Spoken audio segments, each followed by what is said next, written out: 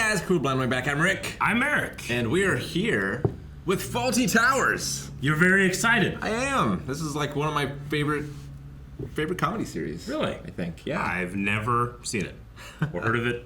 I don't know anything about it. Yeah, the rest of the crew have seen it. You're the only one who hasn't. Yes. So we're going to be taking Eric through a BBC classic. I love the classics. Every time I end up watching one, which it seems like it's been happening a lot more with catching up with some of the things that I've missed, but this is way back, Fawlty Towers. Way back, yeah. So I didn't grow up watching much like British TV show. When I got into college, I was writing like some sketch comedy stuff, and my professor recommended Monty Python's Flying Circus. Okay, gotcha. Which I checked out and loved. Yeah. And then I kind of fell down that hole, and Gotcha. Fawlty Towers was a part of that. Okay. So. See, I never fell down the hole, but I did get my hands on a copy of Monty Python and the Holy Grail, and it was something that was watched over and over and over again, quoted by all my friends. For sure. I haven't like gone back into that hole, so yeah, I haven't seen a lot of the other stuff that they've done, or at least the BBC has done back in this era. But I think I probably will recognize a lot of faces from Monty Python and the Holy Grail. At least one. I would imagine there's at least one. At least one that I saw on the DVD. I think this is going to be a lot of fun. I can't wait to get started. All right, I'll have an open mind and see. And is there anything I need to know setup wise going into it, or you just gonna get thrown in? No, it's gonna set you up. It's gonna set me up. So, all right. This is also the first episode. So each reaction we have full length, which is normally something for our Patreon subscribers, where you can watch along with us using your own footage. But for the first episode, that's available to everyone. So please go check that out in the description or the pinned comment. All right, you ready? I am. Ooh, it's one of my hits. Fawlty Towers. Fawlty Towers. John Cleese and Connie Booth. Manuel, there is too much butter on those trays. What? On those I've never had too much butter. Not on those trays. No, sir. Uno, dos. Burro is Donkey. Arriba, arriba! Why did you say you could speak the language? I learned classical Spanish, not the strange dialect he seems to have picked up. Classical. Why didn't you do it now? Well, I'm doing this, dear. I'm doing the menu. Well, you got all morning to see the menu. Why don't you hang the picture now? Well? Yes, all right. I won't do the menu. I didn't realize that. Relate so hard to this man. Honeydew. Lower. Lower. Up a bit. Thank you, dear. Thank you so much. I don't know where I'd be without you. I'm afraid we're a bit late for our train. Oh, the train said they're in a rush. Right. He lost his spot, Basil. You forgot to do the wake-up call, though. Newspapers.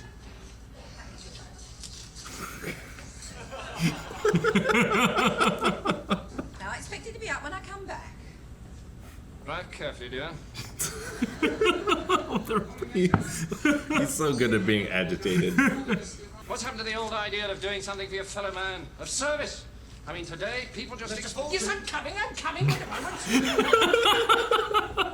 How tall is John Cleese? He seems tall. I think he's pretty tall. Yeah. It really has the feeling of, like, all one take. Really does. Sure. Feels like I'm looking at a stage. So we've got to try and attract a better class of person. Why? Well, we're losing tone. You're making money. Yes.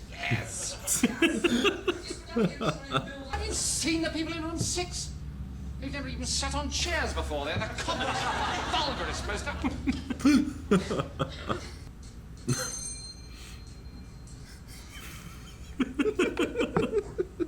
Leather jacket. Got a room? I beg your pardon? Single? Yeah. No, I'm making a double. I feel lucky today. Manuel, we're training him. He's from Barcelona. In Spain. He wants like... Bianco, sportif, y a la sala 7, por favor. Tonto? He's impossible. What? He's impossible. What did he think he said? Si va, si busca mi equipaje que está en el automóvil glass. blanco y lo trae a la sala número 7. Look how happy man was. He's so happy. Someone I can understand. He just wants to understand someone. Well, if there's anything else, I'm sure Manuel will be able to tell you. You seem to get on so well together. Keep. He's such a dick. Maybe he's just peckish. He just needs a little bit to eat. Just eat, man. He's angry. Just eat. Oh. What? Why can't he wait? Oh, the picture. It's too high. He has a spider sense for his wife. That's right. It's so funny. Don't forget the menu. I thought you said you want right to hold the menu. She interrupted him to do that. Waiter.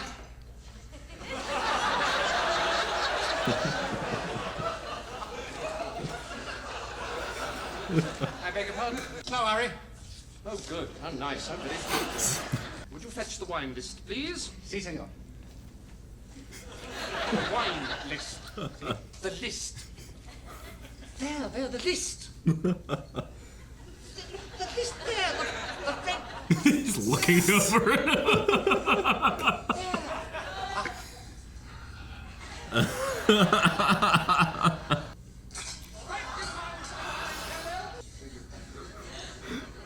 No, Manuel. Oh.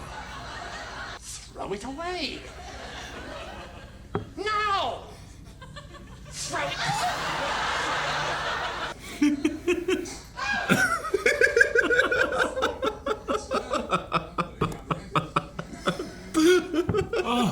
Tingleworm. Your name, please. Could I have your name? Melbourne. 1 second, please. Hello? Oh, God. When I asked you to build me a wall, I was rather hoping that instead of just dumping the bricks in a pile, you might have found time to cement them together, you know. Did you go through that with your... It feels like Your it. wall. Yeah. You don't have a first name. You know, I am Lord Melbury, so I simply sign Melbury. That's class. Lord. Go away. Go away! Well, I have filled this in. Oh, please don't bother with that. Now, would you take these cases to room 21? Okay? Take to room 21. No entender. Oh, I take them. No, wait. Okay, wait. In there. Don't wait in there. Don't be a waiter. In there. Stand up! Would you mind moving to that table? Is this the best table? Thank you so much. Come on. Thank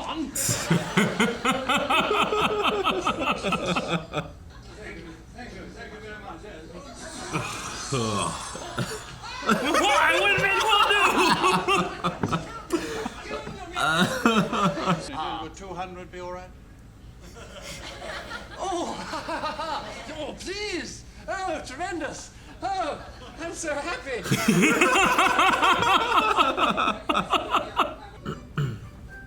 Look at that bank. Mm-hmm.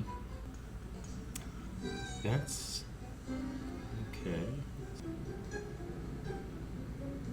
Are they casing out the joint? Whole scene in dialogue.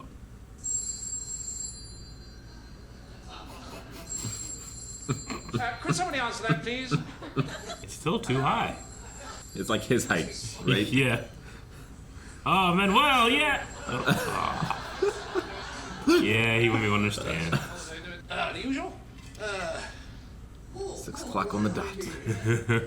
A gin and orange, a lemon squash, and a scotch and water, please. Certainly. Is there any part of the room you would like us to keep away?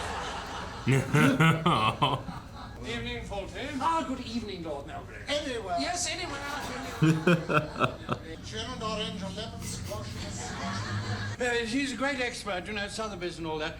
See, if you like, I could take them with me. That's all. I'm talking to Lord Melbury. This poor guy. Right, yes. What, Lord Melbury? Yes. He's not Lord Melbury. He's a confidence trickster. Unlike that cockney git whose ulterior motives will soon no doubt become apparent to you, poor, innocent, misguided child that you are. He's so pretentious. Sybil, I forbid you to open that safe. Sybil, I forbid you to take that case out. Sybil, do not open that case. I forbid it. I have forbidden it. I have forbidden it. Wow. What are you doing?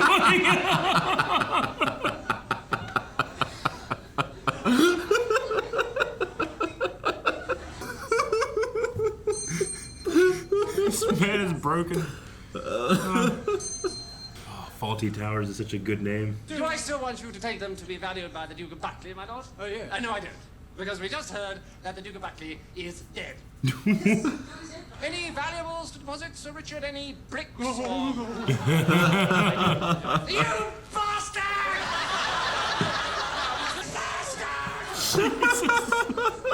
Do please excuse me one moment. We're leaving.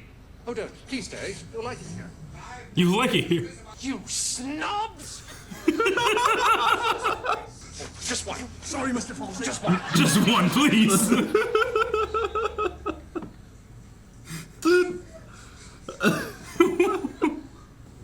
That picture's still not up. Well, I better put the picture up. Well done, Manuel. Okay. Oh, Olay. Basil? A gin and tonic. Oh my god!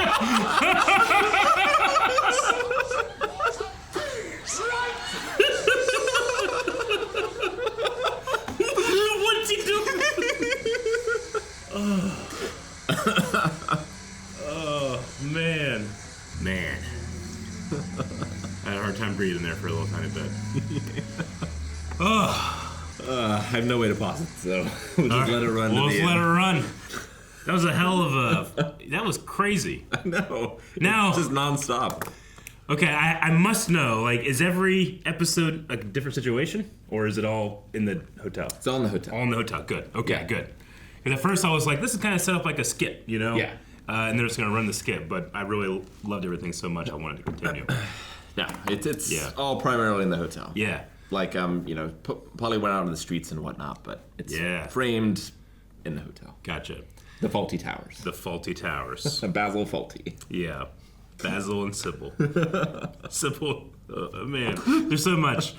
First of all, I love, like, it really, situational comedies, at least in American, that have the laugh tracks and various things like that. They're usually like that 3-camera setup, and there's just something about them that never, they're meant to evoke the feeling of going to a play, right? You're in the audience, Sure. you can hear the audience around you. And they're filmed in front of a live studio audience oftentimes, right? Yeah, and they generally, everything points one direction, right?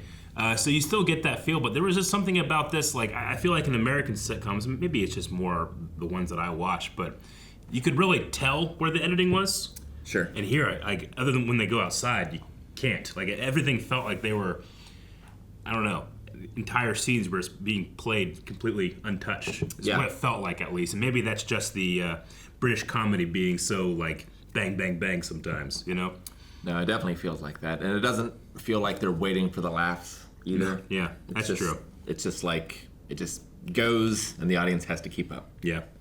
I mean, that's because the character's trying to keep up, so that's why it works so well. Man, it's great. He's just annoying enough where you want to see him fail, but you also want to see him succeed. Well, Does that make sense? he's so unlikable. Yeah, he's so unlikable. But you also feel for him because, like, he's trying to do his best, but he keeps getting interrupted, and, like, you can identify with just, like, you're trying to get this one thing done, but everything and every person is, like, pinging at you in order to do these other things. You just And toss that painting. you know how frustrating that feels. But, like, yeah. he's also just No, a Sybil. dick all the time. Yeah, he is. But, like, Sybil came in, stopped him from doing the mini to do the painting.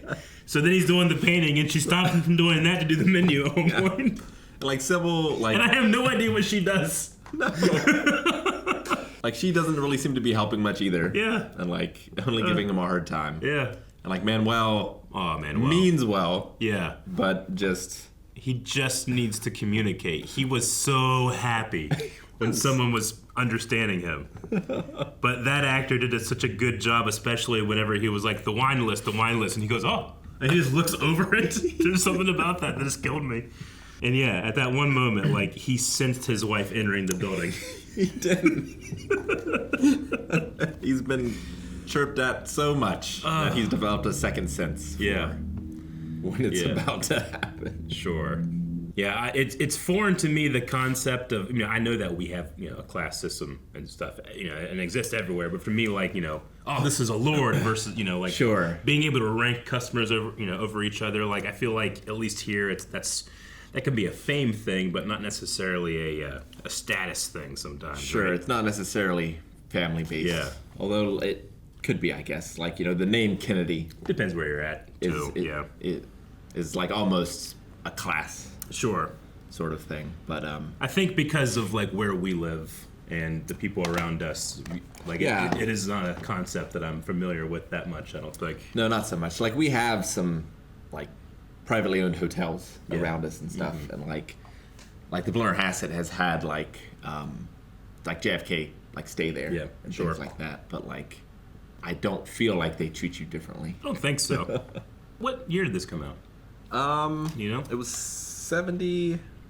It's copyrighted 75. 75. So I would imagine around that time. And this, so we're watching this this remastered collection on DVD. Gotcha. It looks so much better than the DVD collection Does that it? I watched. Yeah. So I'm excited to be able to watch this version because, like, I could not tell that the Lord's briefcases were all messed up. Really? Or at least I never noticed it before. Gotcha. Okay. But like watching it here, I can see like, oh yeah, they're all like clearly scuffed up and everything. And the Lord would not be using Yeah. suitcases that look like that. Sure. Of So, like, course. Like Basil was so starstruck he didn't. Yeah. Oh, they all look like that. Oh man, that poor guy. They moved him, couldn't get his drink. I know. Now that I know that Lord Basil or the Lord wasn't the Lord, like he put his handkerchief in his sleeve. Mm-hmm. Is that a thing you do? I've seen that done I've never before. seen that, but I really like it. I feel like, did they do that in Bridgerton? Did they? I don't know. But I've seen that done before, but I don't know if that's a class thing or if that's like an occupation thing. Gotcha. I love the idea because I'll load my pockets up and then I have to like, I don't want to put a handkerchief in there because I already have like 2 or 3 other things. I don't want to like pull it out and then that falls out. But I love this. Yeah. That's a cool idea. It's like magician. Yeah. Or like Japanese kimono. They keep stuff in there sometimes too, you know? Sure. But I almost never wear sleeves. Yeah, or pocket squares for Yeah. pocket squares. Just I had not a very nice one, but I had a handkerchief all the time when I was a kid on the farm, and I don't carry one at all ever as an adult. So as I saw that, I was like, maybe I can change. Yeah. Maybe I can wear sleeves. Maybe. I don't know. Have you ever been in a situation where you like been starstruck by someone or like treated someone differently because of what they are more than who they are? I'm trying to think of an example myself. I've never been in like a service industry. Not that I can really think. No, not. I mean, I've done like the pizza shop and stuff, but I would treat everybody the same, which is just as nice as I can be. Yeah. I can't think of anything. Maybe there was a time where I was working on a crew for the governor came to Marietta. He wasn't part of my political party. So I didn't, I wasn't like, yay, I get to see this guy, but I was working a job. And when he came into the room to say hi, like, I thought, well, what a very, very pleasant guy and stuff like that. But there was something about that night where I was like, man, that guy he was a dick to us. And I wasn't like, in the moment, I was like, well, he's probably under a lot of pressure or something like that. So there was something kind of like that, but it's kind of loose in my memory right now. So I can't really think of anything. No, I think it's just the Midwest be as nice as possible thing is too ingrained in me too. Sure. Like I just want to treat everybody as nice as possible. Yeah, we're kind of like the Canadian of the Americas. I think so. I really, really do. Like if someone steps on my foot, I apologize. Right? Oh, sorry. Yeah, exactly. Like, you stepped on my foot. Yeah. Yeah, that's what we do every year. Yeah. Obviously, John Cleese is a master. He's so good. Like, I just believed that was him. And when he pulled out those bricks, and just like you could just see his mind breaking, and he starts like sniffing it and like touching them, like he can't believe what's happened. That was such a great moment. Like, I'm autistic, and so I have some problems seeing like subtlety in performances sometimes. But like John Cleese is so over exaggerated. Yeah. But the way he's standing, the way he walks, like I can tell exactly how he's feeling. Yeah. All the time. And like he's just a master of just using his body to perform. Yeah. There's just something. His entire body. There's something about like when he knows attention is on him that he can, I think a lot of people when they know attention is on them, they kind of like frees up a little bit more. But yeah, he like takes it and uses it. And is this filmed in front of a live studio audience? I have no idea. Like, it has the feeling of it to me, but I've always wondered, sometimes in sitcoms you get that feeling of like the actor's waiting to move on. Sure. And he never does that, but it feels like he's like spurned on by it in a way. Especially the end there where he just grabbed that guy, threw him in there, gave him his stuff. Fawlty Towers were shot in front of a live studio audience. Nice. That's awesome. No canned laughter here. Gotcha. I mean, it really, really does make it feel like you're at a weekend stage play or something. Yeah. And now I can't wait for next weekend. Oh, I know. We got more. We got more. So excited. Thank you guys for watching our reaction to Fawlty Towers. It was a blast. I'm gonna have a problem with this show. I'm gonna laugh too much. It's gonna hurt. It's gonna be a problem. But if you want to see it, you can check out our next reaction right now over at patreon.com/blindwave or subscribe and check it out right here. Bye, guys.